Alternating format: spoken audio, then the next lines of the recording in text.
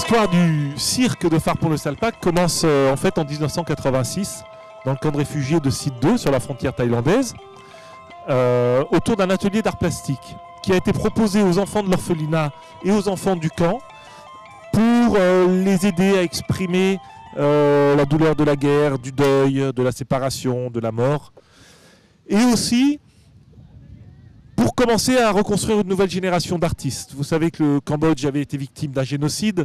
Tous les artistes, tous les intellectuels, tous les gens qui savaient lire et écrire ont été tués en l'espace de 4 ans. Plus la guerre qui avait démarré avant et qui se poursuivait encore. C'était un pays qui était par terre. Donc la vision de cette femme qui a proposé cet atelier, c'était cela. Commencer à construire une nouvelle génération d'artistes.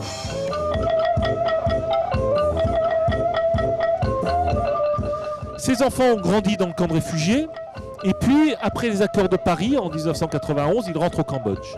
Ils rentrent au Cambodge dans un pays entre guerre et paix, dans un pays surtout qu'ils ne connaissent pas parce qu'ils l'ont quitté à 3 ans, 2 ans, 4 ans et ils sont maintenant des jeunes adultes.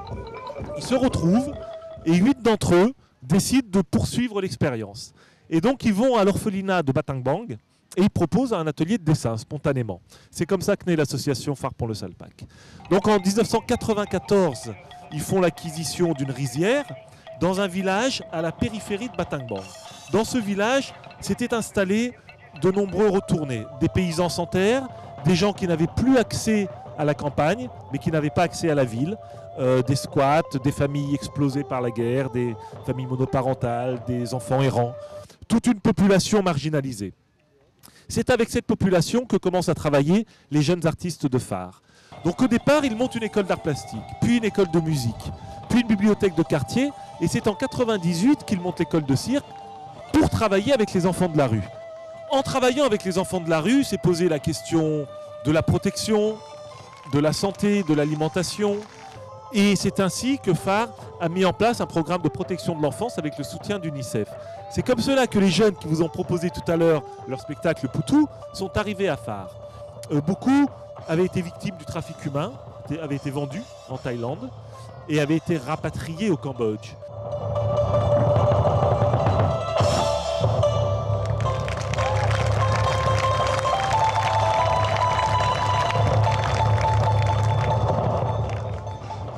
Poutou, c'est du langage sacré, ça vient du pali. C'est ainsi qu'on nomme Dieu, mais c'est aussi une expression populaire de surprise, mon Dieu.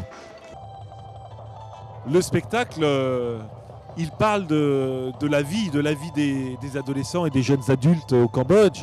Il parle des rencontres, de l'amour, parfois de la haine. Les artistes de la première promotion se sont constitués en collectif au Cambodge, ce qui leur permet de diffuser leurs nouvelles créations. C'est à eux de construire leur projet professionnel. Nous sommes là pour les soutenir, mais ça ne fonctionnera que s'ils le prennent en main.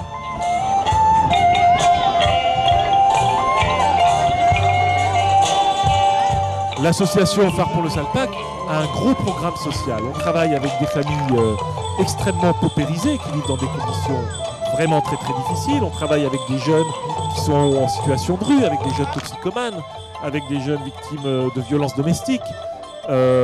Donc forcément, il y a une approche très globale. En même temps, il y a un travail pour permettre à ces personnes de se projeter dans l'avenir. On pense que c'est indispensable pour se reconstruire que d'avoir une vision à long terme. Et en même temps, il y a un travail qui permet de régler les problèmes de santé, de régler les problèmes d'habitat, des problèmes de sécurité, car les enfants de la rue sont des gens qui sont en danger, donc il faut pouvoir aussi les protéger.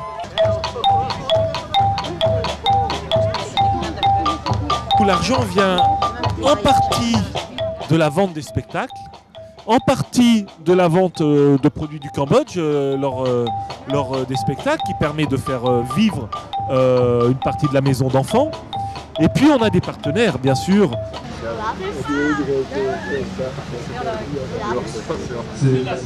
Les artistes perçoivent un salaire, et puis 20% du bénéfice est reversé au programme social, et 40% sert à faire fonctionner l'école de musique et l'école de cirque. Il n'y a pas de désir de fuir le Cambodge par ceux qui gagnent leur vie au Cambodge. On organise des spectacles, ils tournent pour des agences touristiques, ils tournent pour des sociétés Khmer qui font leur événement de fin d'année. On a un grand festival de cirque chaque année à Battambang. Des artistes viennent du monde entier. Il y a une vie culturelle très forte. Ils ont leur famille, ils ont leur avenir ici. Après, tourner à l'étranger, c'est une ouverture sur le monde. Ça permet de rencontrer d'autres artistes. Ça permet d'avoir des opportunités professionnelles. Mais vous voyez, depuis 2003, nous avons dû organiser 8 tournées internationales. Il n'y a pas eu une seule personne qui a quitté la tournée en cours de route. Parce que c'est un projet très fort. C'est un projet qui leur appartient.